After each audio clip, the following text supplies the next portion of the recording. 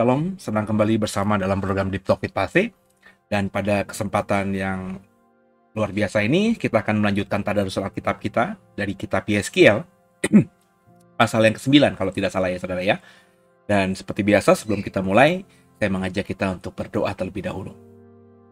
Mengucap syukur Tuhan buat segala yang terjadi atas hari ini. Kami percaya semua akan anugerah Tuhan karena pemberian Tuhan yang sempurna atas kami. Kami mau belajar bersyukur dalam segala hal. Saat ini kami mau melanjutkan tadarusan Alkitab kami.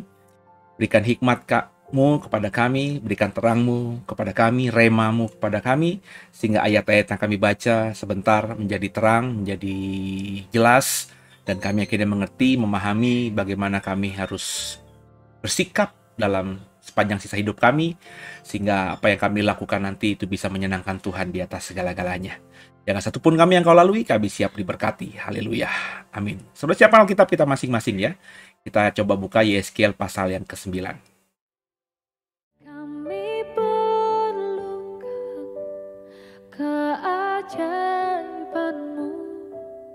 Kami butuhkan sentuhan tangan-Mu.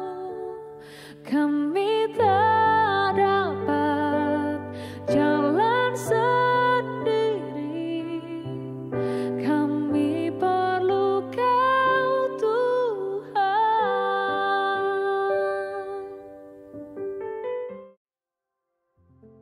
Ya. Oh, ternyata Yeskiel pasal 10, saudara. Jadi kita akan siapkan Alkitab kita. Kita buka Yeskiel pasal 10, saudara ya. Sama-sama kita baca ya. Perikopnya, kemuliaan Tuhan meninggalkan bait suci. Demikian firman Tuhan. Lalu aku melihat sungguh di atas cakrawala yang di atas kepala kerub, tampak di atas mereka sesuatu yang menyerupai tahta yang seperti permata lazurit kelihatannya. Maka ia berkata kepada orang yang berpakaian kain lenan itu, "Masuklah ke bawah kerub dari antara roda-rodanya, dan penuhilah rangkap tanganmu dengan bara api dari tengah-tengah kerub itu, dan hamburkanlah ke atas kota itu." Lalu aku melihat dia masuk. Kerub-kerub itu berdiri di sebelah selatan bait suci ketika orang itu masuk ke tengah-tengah roda-rodanya, dan segumpal awan memenuhi pelataran dalam. Dalam pada itu, kemuliaan Tuhan naik dari atas kerub itu dan pergi ke atas ambang pintu bait suci. Dan bait suci itu dipenuhi oleh awan itu, dan pelatarannya penuh dengan sinar kemuliaan Tuhan. Suara sayap kerub itu terdengar sampai pelataran luar, seperti suara Allah yang Maha Kuasa. Kalau ia berfirman, ia memerintahkan kepada orang yang berpakaian lenan itu, "Ambillah api dari tengah-tengah roda-rodanya, dari tengah-tengah kerub itu." Maka yang berpakaian lenan itu pergi berdiri di samping salah satu dari roda-roda itu. Lalu seorang kerub itu mengulurkan tangannya dari tengah kerub-kerub ke api yang ada di tengah-tengah mereka. Diambilnya sedikit dan ditaruhnya di dalam tangan orang yang berpakaian lenan. Orang itu menerimanya dan pergi. Pada kerub-kerub itu tampak yang menyerupai tangan manusia di bawah sayap mereka. Aku melihat sungguh di samping kerub-kerub itu terdapat 4 roda. Satu roda di samping seorang kerub, dan roda-roda itu kelihatan seperti kilauan permata pirus. Kelihatannya keempatnya adalah serupa. Seolah-olah roda yang satu di tengah-tengah yang lain. Kalau mereka berjalan, mereka dapat menuju ke 4 jurusan tanpa berbalik kalau mereka berjalan. Karena tempat mana yang dituju oleh yang di muka, kesitulah pergi yang lain-lain tanpa berbalik kalau berjalan. Seluruh badan mereka, punggungnya, tangannya, sayapnya, dan roda-rodanya penuh dengan mata sekelilingnya. Ya, roda-roda mereka berempat juga. Aku dengar bahwa roda-rodanya disebut puting beliung. Masing-masing mempunyai 4 muka. Muka yang pertama ialah muka kerub, yang kedua ialah muka manusia, yang ketiga ialah muka singa, dan yang keempat ialah muka Raja Wali. Kerub-kerub itu naik ke atas. Itulah makhluk-makhluk hidup yang dahulu kulihat di tepi sungai Kebar. Kalau kerub-kerub itu berjalan, roda-roda itu juga berjalan di samping mereka. Kalau kerub-kerub itu mengangkat sayapnya untuk terbang dari tanah, roda-roda itu tidak bergerak dari samping mereka. Kalau kerub-kerub itu berhenti, roda-roda itu berhenti. Kalau kerub-kerub itu naik ke atas, roda-roda itu sama-sama naik dengan mereka. Sebab roh makhluk-makhluk hidup itu ialah dalam roda-roda itu. Lalu kemuliaan Tuhan pergi dari ambang pintu bait suci dan hinggap dan hinggap di atas kerup-kerup. Dan kerup-kerup itu mengangkat sayap mereka, dan waktu mereka pergi, aku lihat mereka naik dari tanah dan roda-rodanya bersama-sama dengan mereka. Lalu mereka berhenti dekat pintu gerbang rumah Tuhan yang di sebelah timur, sedang kemuliaan Allah Israel berada di atas mereka. Itulah makhluk-makhluk hidup yang dahulu kulihat di bawah Allah Israel di tepi sungai Kebar. Dan aku mengerti bahwa mereka adalah kerub-kerub. Masing-masing mempunyai 4 muka, dan bagi masing-masing ada 4 sayap. Dan di bawah sayap mereka ada yang berbentuk tangan manusia. Kelihatannya muka mereka adalah serupa dengan muka yang kulihat di tepi sungai Kebar. Masing-masing berjalan lurus ke mukanya. Kalau Bapak Ibu ingat apa yang saya bagikan, yang saya sharingkan di dalam Yeskiel pasal pertama atau pasal kedua, ya saya sedikit lupa ya, bercerita soal Yeskiel ada di tepi sungai Kebar itu, saudara ya. Saya mengatakan bahwa di dalam Yeskiel pasal 1 atau pasal 2 ketika Yeskiel ada di tepi sungai Kebar itu nggak ada terminologi kerub, itu nggak ada. Yang Yeskiel lihat itu adalah seperti manusia memiliki 4 sayap. 2 sayap itu menutup badan dan 2 sayap untuk terbang. Dan ada 4 makhluk yang seperti itu. Setiap makhluk punya 4 muka. Dan sayap mereka yang 2 itu yang membuat mereka bisa melayang dan terbang itu saling bersinggungan satu dengan lainnya. Dan di bawah mereka ada roda. Dan di atas mereka itu ada Shekinah glory, kemuliaan Tuhan. Ada tahta Tuhan. Ya. Dan meskipun tidak dijelaskan itu kerub, karena saya pernah membaca Yeskiel berkali-kali, saya tahu bahwa ketika kita membaca Yeskiel pasal pertama, kedua, yang bicara soal makhluk ini, saya berkata, nanti ada di pasal-pasal berikutnya, seingat saya bilang saat itu, namanya yakni kerub, dan itu ternyata ada di pasal 10, saudara. Saya jujur tidak pernah hafal pasal berapa, ayat berapa. Saya cuma tahu saja bahwa ketika saya baca ayat ini, saya ingat dalam ingatan saya yang terekam mungkin di alam bawah sadar, bahwa ada penjelasannya di ayat lain gitu ya, saudara. Dan ya terbukti apa yang saya katakan di pasal 1 atau pasal 2 kemarin ketika kita tadarusan, bahwa yang didefinisikan, dideskripsikan di pasal 1, pasal 2 itu adalah kerub. Dan kata kerub baru muncul di dalam Yeskiel pasal 10. Dan sama kata Yeskiel, makhluk ini dengan yang dia lihat ketika dia ada di tepi sungai Kebar. Yang ceritanya Bapak Ibu bisa temukan kalau nggak di pasal 1, pasal 2 Yeskiel. Berarti kita sudah membacanya 2 minggu lalu, kurang lebih seperti itu, saudara.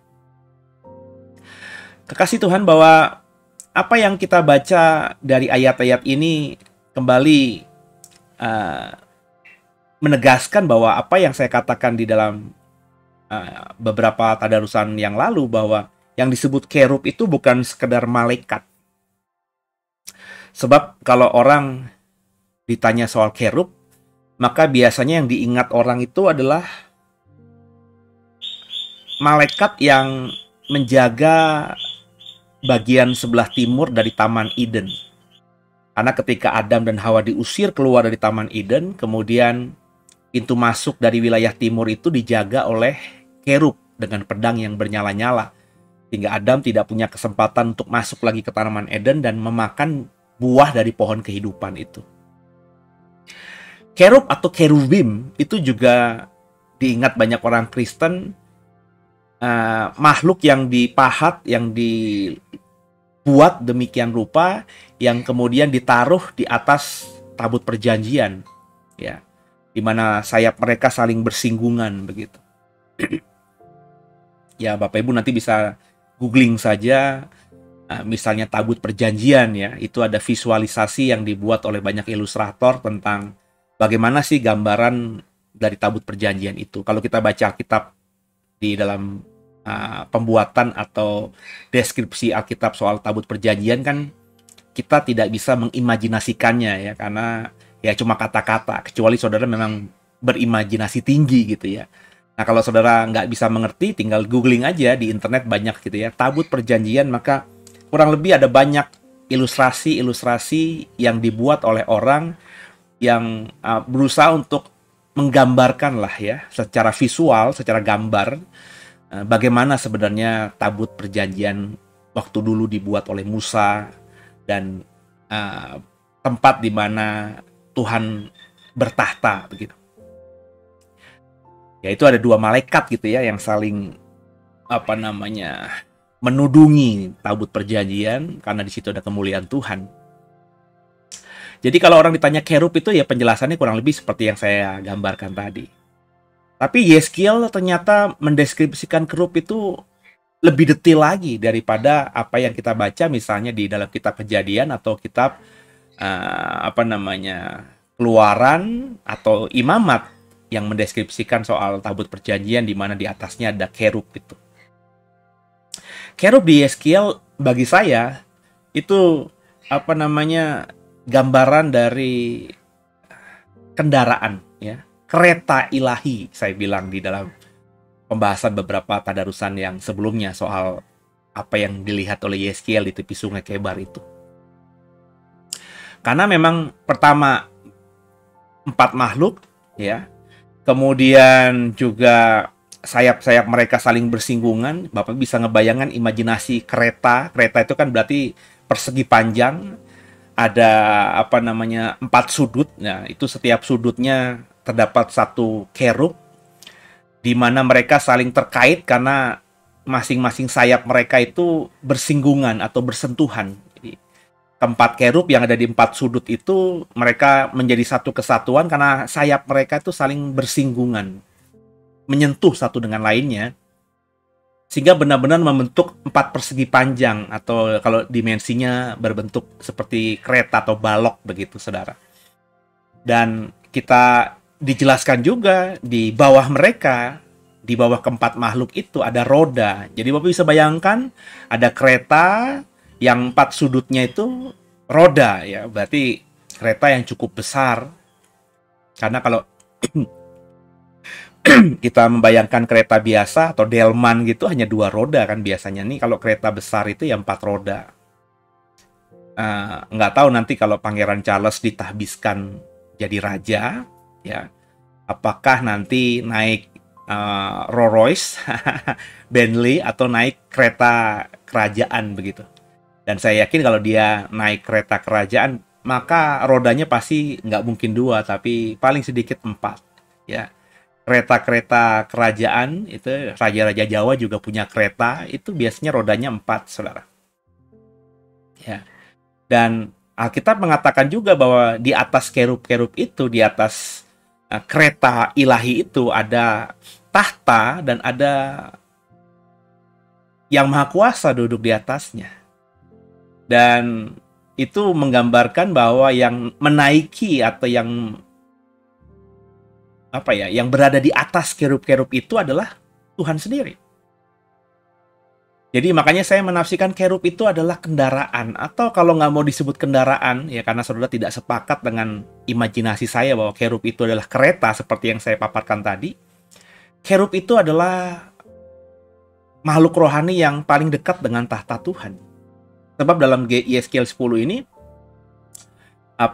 Tuhan ada di mana, kerub ada di mana gitu ya. Jadi dekat sekali. Di mana ada Tuhan, pasti kerub ada di situ ya. Sebaliknya juga, di mana ada kerub pasti ada Tuhan ya. Karena Tuhan yang menaiki tanda kutip kerub itu, yang berkuasa atas kerub itu. Nah, di dalam Yeskiel pasal 10 dikatakan bahwa kerub itu berada di sekitar Yerusalem pada saat Yeskiel mendapatkan penglihatan ini. Dan dalam ayat-ayat yang kita baca itu, kemuliaan Tuhan di ayat 4 kemudian naik dari atas kerub dan pergi ke ambang pintu bait suci. Ya. Dan ketika Tuhan ada di atas ambang pintu bait suci, sinar kemuliaan Tuhan benar-benar dirasakan. Itu kata ayat 4 ya. Dan kerub itu tetap ada di luar, di pelataran luar ya. Suara sayap kerub yang saling bersentuhan dan mungkin berkepak-kepak itu ya terdengar sampai pelataran luar seperti suara Allah yang Maha Kuasa kalau Ia berfirman. Mungkin inilah yang didengar ketika orang-orang nabi-nabi dalam hal ini atau orang kudus di Perjanjian Lama dan orang kudus di Perjanjian Baru mendapatkan penglihatan tentang Tuhan. Ya, Musa ketika Tuhan berbicara kepadanya di atas Gunung Sinai, Kemudian juga Paulus ketika bertemu Tuhan di dalam perjalanan di Damsyik dikatakan bahwa suara Tuhan itu seperti gemuruh gitu ya. Mungkin bukan suara Tuhan di situ, tapi suara dari kepakan sayap dari kerub ini yang membuat akhirnya suaranya menggelegar gitu ya. Jadi kerub dengan tahta Tuhan itu tidak jauh, saudara. Mungkin kerub bisa dikatakan juga penjaga tahta Tuhan. Garda terdepan, ya, garda terakhir lah gitu ya. Ketika orang mau bertemu dengan Tuhan, maka orang itu harus melewati kerub dulu. Saya percaya nanti ketika saya mau atau diberi kesempatan anugerah bisa masuk dalam kekekalan dan melihat tahta Tuhan dari dekat gitu, saya akan melewati kerub-kerub ini. Yang bisa saja berbeda dengan apa yang Yeskiel lihat. Kenapa berkali-kali saya mengatakan begitu? Karena ini makhluk rohani, saudara. Tentu makhluk rohani sejatinya tidak punya raga, tidak punya wujud yang pasti seperti raga dan wujud badani kita seperti ini. Ya. Seno ini tidak akan pernah berubah, kecuali bisa berubah kalau dioperasi plastik secara total. Mukanya bisa berubah kayak Michael Jackson gitu. Tapi kalau nggak dilakukan operasi plastik apapun, ya Seno ya seperti ini saja. Ya. Mungkin bisa lebih putih dikit kalau pakai pemutih. Atau rajin perawatan ya. Tangan lebih halus dan lain sebagainya. Mungkin rambut bisa berwarna lain kalau diwarna-warnain. Tapi ya tetap begini bentuknya. Karena tubuh ragawi ya tidak bisa berubah-ubah. Ya. Tubuh jasmani, badani, duniawi tidak bisa berubah-ubah. Paling ya semakin mengkerut, semakin tua, semakin berkeriput, itu bisa terjadi. Tapi berubah itu tidak mungkin kecuali ada campur tangan operasi plastik tadi.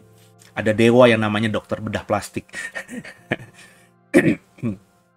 Ya, tapi kalau tidak, ya tidak. Tapi kalau makhluk roh itu kan tidak punya raga seperti itu. Jadi saya berkali-kali mengatakan bahwa besar kemungkinan yang Yeskiel lihat itu ya makhluk roh ini, atau Tuhan memerintahkan makhluk roh ini untuk menampilkan dirinya dilihat Yeskiel seperti yang Yeskiel tulis ini. Ya, apakah Yeskiel, apakah bentuk kerub itu benar-benar memiliki 4 wajah dengan wajah yang berbeda-beda tadi? Mungkin bagi konteksnya Yeskiel, dengan Yeskiel melihat makhluk yang punya 4 wajah, memiliki 4 sayap, dan ada roda di bawahnya itu menggambarkan sesuatu yang membuat dia tercengang gitu. Di zaman itu, penglihatan seperti itu membuat orang tercengang gitu.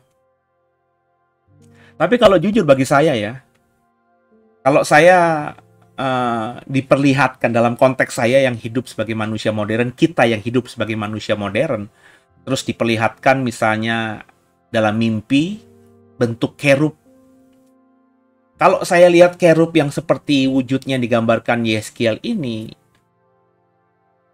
mungkin saya akan tertawa gitu. Ya, mungkin ya saudara ya, karena nggak masuk logika saya. Ya.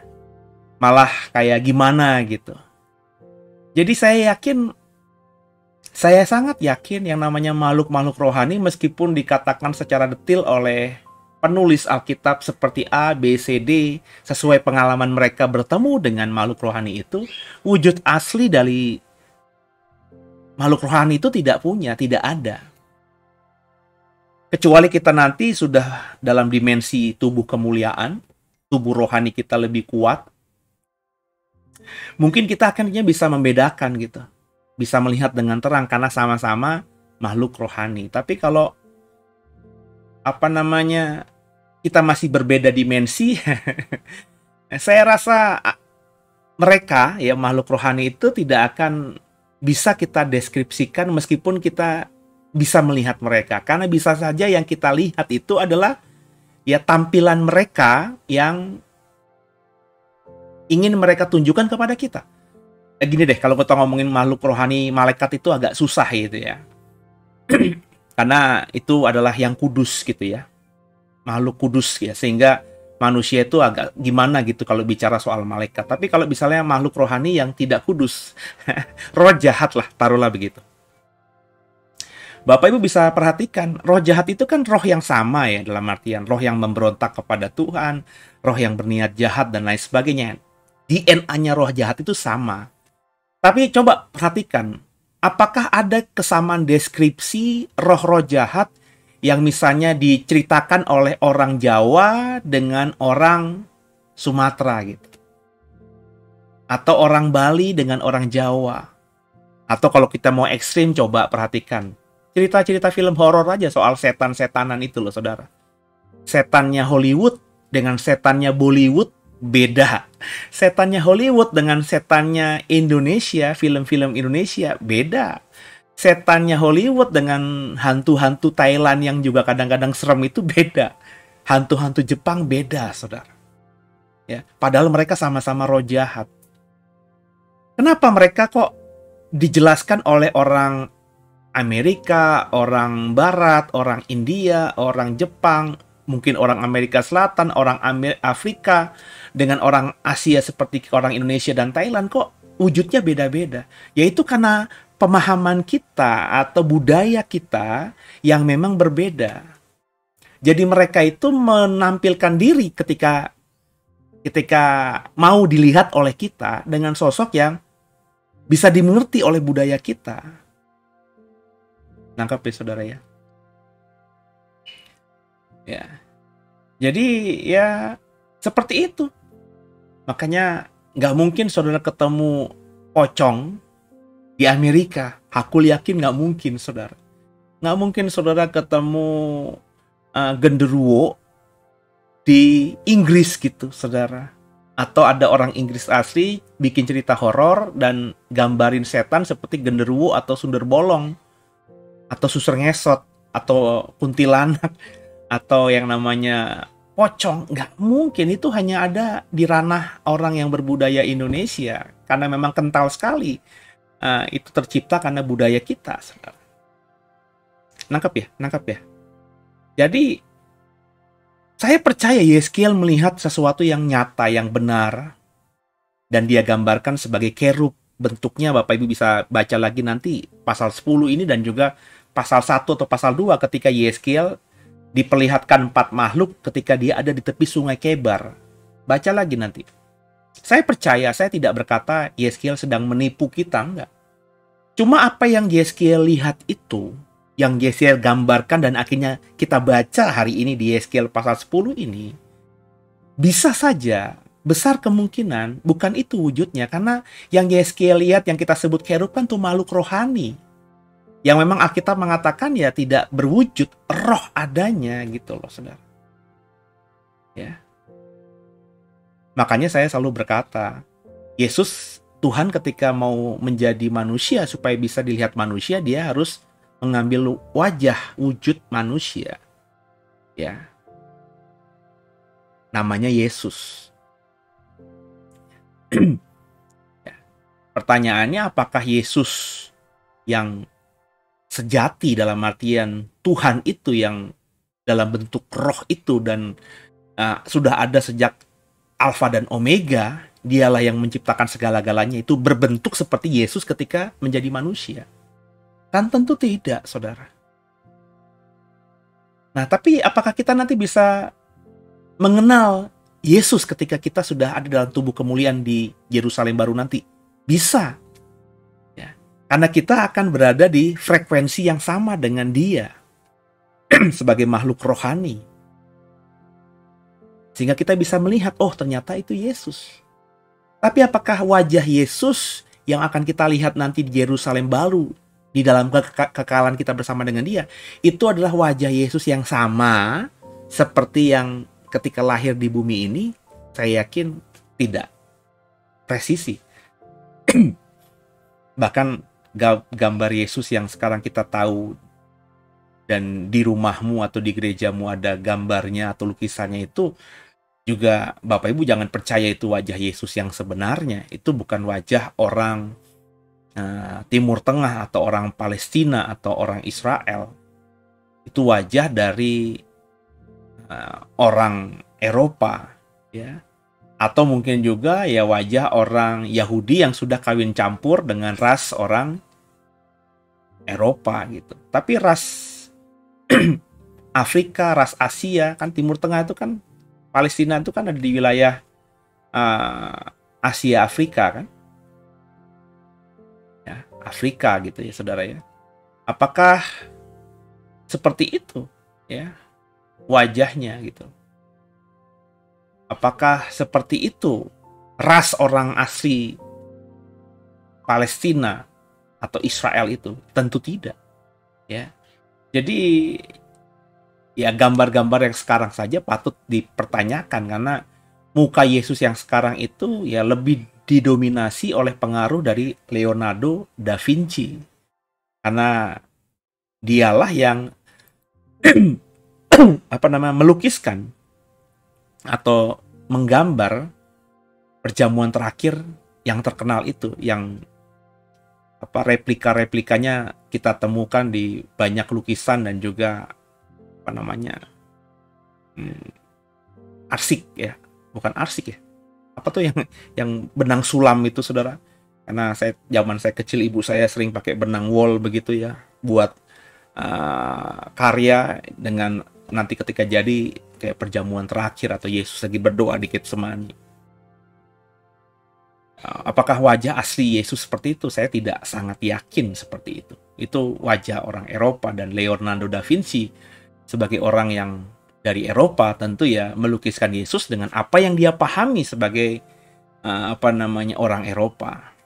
Karena saya, kalau andai kata saya mau melukiskan Yesus secara original, saya tentu tidak akan melukiskan Yesus dengan wajah orang Afrika gitu ya, wajah orang Eropa ya. Saya akan menggambar Yesus dengan wajah saya sebagai orang Jawa misalnya. Ya, makanya nggak heran ada seorang teolog yang mengumpulkan wajah-wajah Yesus yang ada dilukis oleh banyak orang di seluruh dunia. Ada Yesus yang dilukis dalam gambaran Jawa, ada gambaran Yesus yang dilukis oleh orang Afrika, hitam tentunya, rambutnya keriting tentunya. Ada gambar Yesus yang dilukis orang China, sehingga wujudnya ya sipit gitu ya saudara, matanya. Nah, Yesus yang sebenarnya apakah itu? Tentu tidak. Tapi nanti kita akan mengenali, karena kalau kita sudah sampai dalam kekekalan tuh, roh kita sudah sempurna, pengenalan kita sudah sempurna, sehingga tidak mungkin salah dalam menebak. Nggak seperti sekarang kalau kita ketemu orang, kamu Tony ya? Bukan, Johnny teman SMP kan? Ternyata teman SMA. Kita masih bisa miss. Padahal itu teman lama kita. Tapi kalau di surga, jangankan orang yang kita kenal di bumi ini, yang bersama kita di surga, bahkan kita akan bisa langsung secara tegas mengenali mana Petrus, mana Yakobus, mana Yohanes. Bahkan kita langsung bisa mengenali mana Abraham, mana Ishak, mana Yakub, karena kita sudah dalam kesempurnaan. Itu yang digambarkan dari Yesus ketika dipermuliakan. Di kiri kanannya ada Musa dan Elia.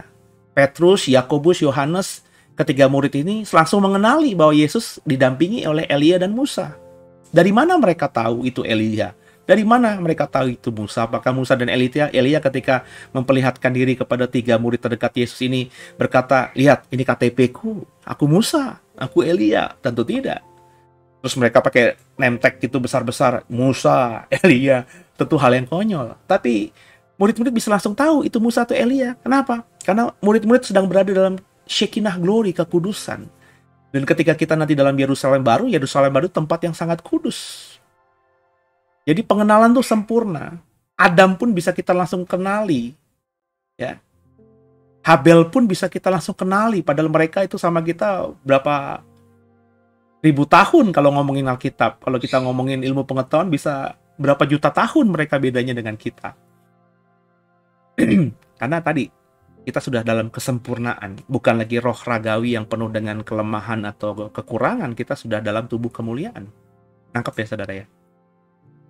Jadi, saya percaya yang dilihat Yeskiel ini, Yeskiel menuliskannya dengan jujur. Apa yang dituliskan itulah yang dia lihat. Tapi, saya tidak terlalu mempercayai bahwa deskripsi atau penampilan kerub yang sejati itu seperti yang Yeskiel lihat. Ya. Tapi nanti saya tidak mungkin salah gitu. Tidak mungkin bisa salah mengenali ketika saya nanti sudah ada dalam Yerusalem baru. Kenapa? Karena saya sudah dalam kekudusan. Ya. Sehingga akhirnya saya langsung, oh, itu yang namanya kerub.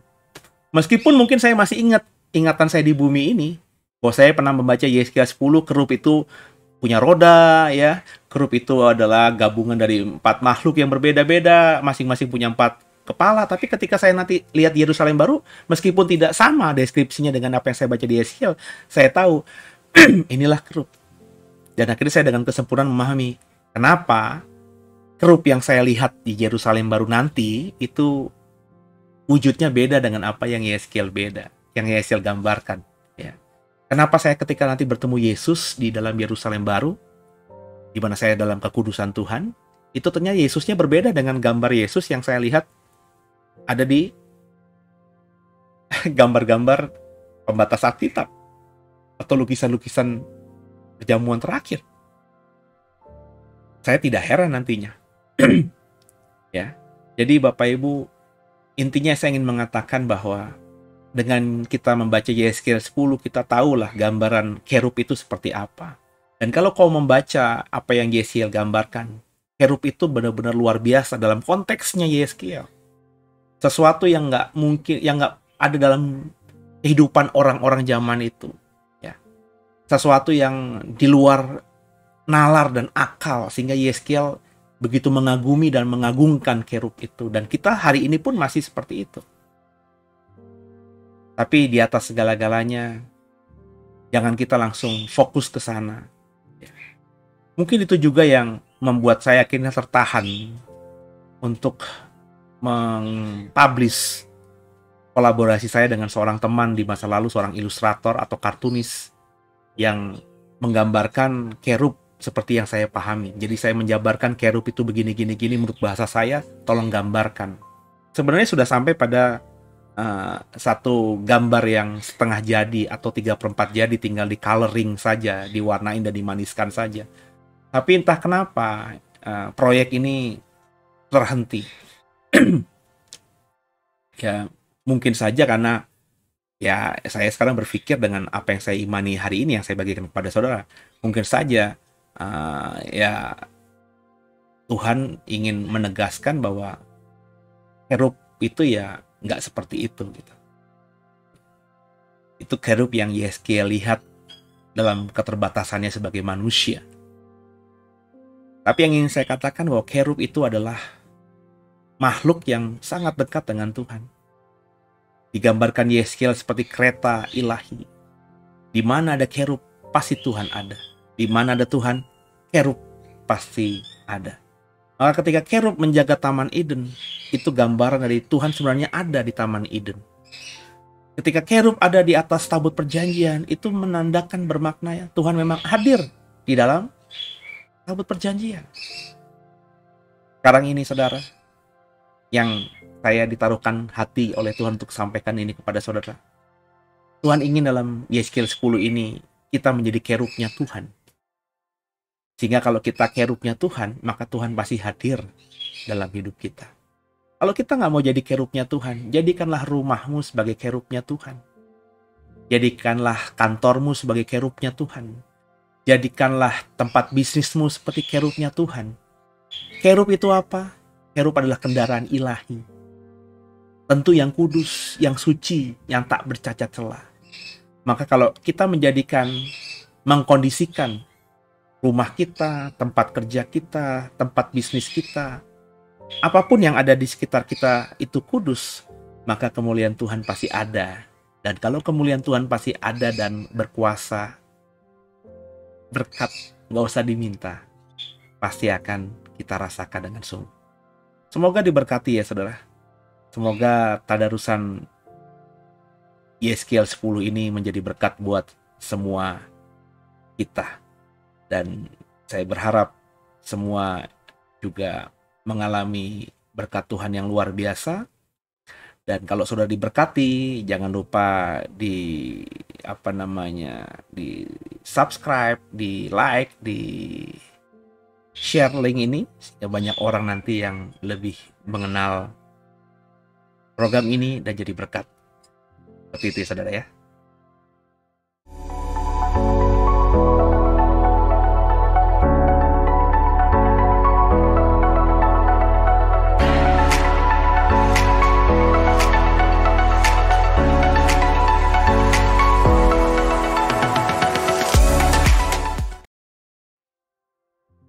Ya, demikian tadarus Alkitab kita pada malam hari ini, dan sebelum kita akhiri, kita satu dalam doa, kita berdoa. Makasih Tuhan, kami belajar banyak dari Yeskiel 10 dan berharap sungguh kami bisa memaknai apa yang kami baca lewat perbuatan kami. Kami mau menjaga sekitar kami kudus seperti layaknya kerubnya Tuhan, sehingga kalau itu seperti kerubnya Tuhan, seperti di mana ada kerub, di situ ada kehadiran Tuhan. Maka kalau sekitar kami ini kudus seperti kerub, maka kemuliaan Tuhan juga ada di situ. Dan kalau Tuhan sudah bersama dengan kami, siapa lagi lawan kami? Semoga semua mendapatkan remanya, jadi berkat, dan bisa menghidupinya. Terima kasih buat semuanya Tuhan. Kami percaya kami semua akan menjadi manusia lebih baik dengan pertolongan Roh Kudus. Ampuni salah dosa kami. Yesus Kristus adalah Tuhan Juru Selamat kami yang hidup, dan ke dalam tangan-Mu lah kami serahkan tubuh, jiwa, dan roh kami. Haleluya. Amin. Kasih Tuhan, sampai jumpa di episode berikutnya. Tuhan Yesus memberkati semuanya.